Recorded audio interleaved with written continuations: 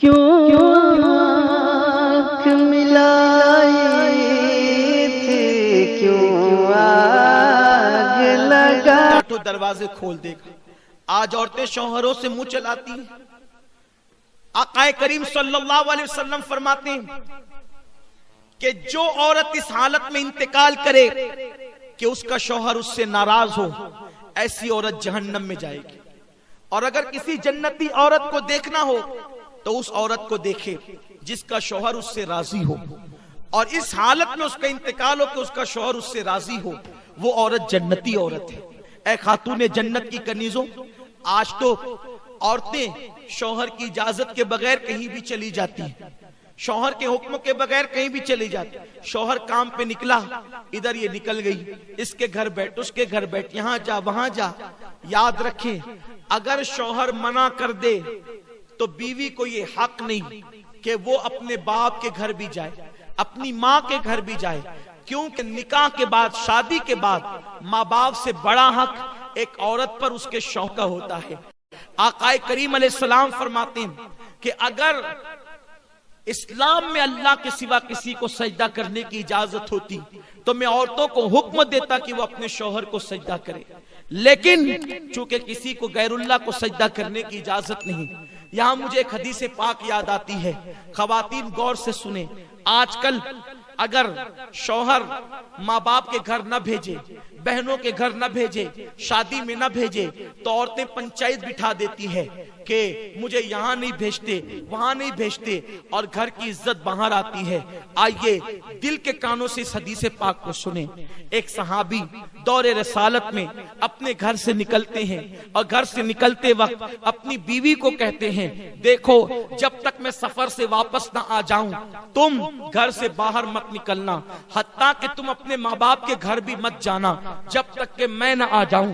لیکن ان کو خیال نہ رہا کہ میرے بعد پتہ نہیں کیا ہوگا، کیسے حالات ہوں گے، وہ بول کر تو چلے گئے۔ لیکن میری بہنوں سنو تو صحیح، ان کا گھر کہاں تھا؟ ان کا گھر سسرال کی اوپر کے حصے میں تھا، یعنی اوپر کے حصے میں میاں بیوی رہتے تھے اور نیچے کے حصے میں اس عورت کے ماں باپ رہتے تھے۔ اللہ اکبر! شوہر نے کہا کہ تم میرے آنے بغیر، میرے آئے بغیر نہ ماں باپ کے گھر جانا، نہ کسی کے گھر جانا۔ شوہر چلے گئے، اتفاق ان کو پتا نہیں رہا ہوگا کہ میرے جانے کے بعد ایسا حادثہ بھی ہو سکتا ہے۔ لوگوں نے اطلاع دی بیٹی کو، دیکھو تمہارے ابا بیمار ہو گئے، اس لیے اوپر سے نیچے ہی تو اتر کے آنا ہے۔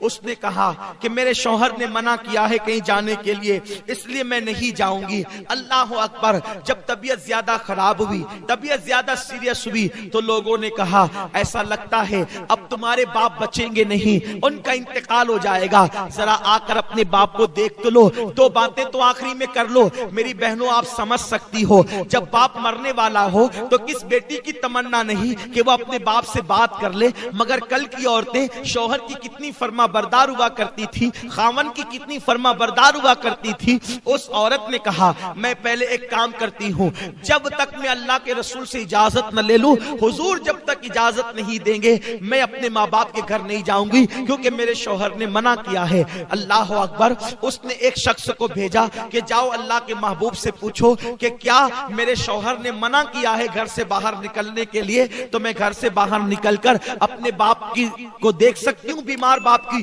عیادت کر سکتی ہوں۔ آقا کریم نے فرمایا تمہارے لیے بہتر یہ ہے کہ تم اپنے شوہر کی فرما برداری کرو اور اپنے باپ کو دیکھنے نہ جاؤ، تمہارے لیے افضل عمل یہی ہے۔ وہ عورت رک گئی۔ کتنی صبر والی عورتیں تھی اس دور کی۔ میرے پیارے آقا علیہ السلام کی کنیزوں، ایسا نہیں ہے کہ عورتیں کچھ بھی کرے جنت میں چلی جائے گی۔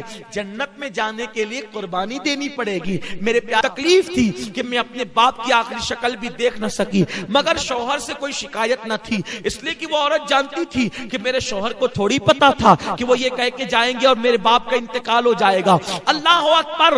وہ روتے روتے سو گئی۔ رات میں خواب کیا دیکھتی ہے کہ اس عورت کے والد جنتی تاج پہن کر اور جنتی لباس پہن کر جنت کے باغ میں ٹہل رہے ہیں۔ اس عورت نے پوچھا بابا اللہ نے یہ مقام آپ کو کیسے عطا کر دیا؟ تو اس شخص نے جواب دیا بیٹی تو نے اپنے شوہر کی فرما برداری کی، اللہ کو تیری یہ ادا اتنی پسند آئی، میرے اللہ نے کہا تیری بیٹی کے نیک عمل کے صدقے جب میں نے تجھے جنت عطا کر دی۔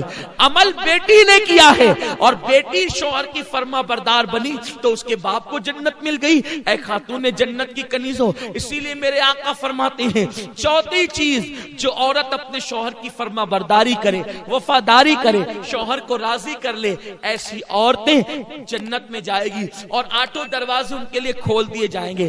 یہ نہیں شوہر غریب ہے تو بھاگ بھاگ کے آ جائیں، شوہر غریب ہے تو اس سے مطالبات کریں، شوہر غریب ہے تو اس پہ الزامات رکھ کے ماں باپ کے گھر بیٹھ جائیں۔ نہیں نہیں، ایسا نہیں ہونا چاہیے۔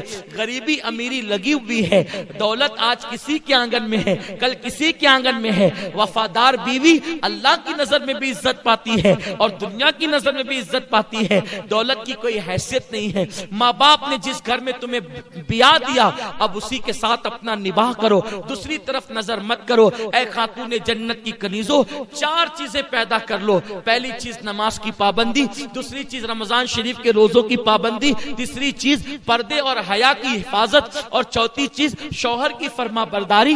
جب چار صفتیں تمہارے اندر پیدا ہو جائے گی تو تم خوش نصیب ہوگی، اللہ تمہارے لیے جنت کی آٹھوں دروازے کھول دے گا اور کہے گا جس دروازے سے چاہو جنت میں داخل ہو جاؤ۔ اللہ پاک آپ سب کو عمل کی توفیق دے۔ دوران گفتگو کوئی غلطی ہو تو اللہ معاف فرمائے۔ مجھے امید ہے آپ ان چار باتوں کو سیکھ کر جائیں گی اور آپ اس پر ضرور عمل کرے گی انشاءاللہ، اور وقت نکال کے نماز پڑھے گی انشاءاللہ، اور پردے کی پابندی کریں گی انشاءاللہ۔ مجھے امید ہے کہ آپ ان باتوں کو اپنے دل میں بسا کر دوسروں تک بھی پہنچا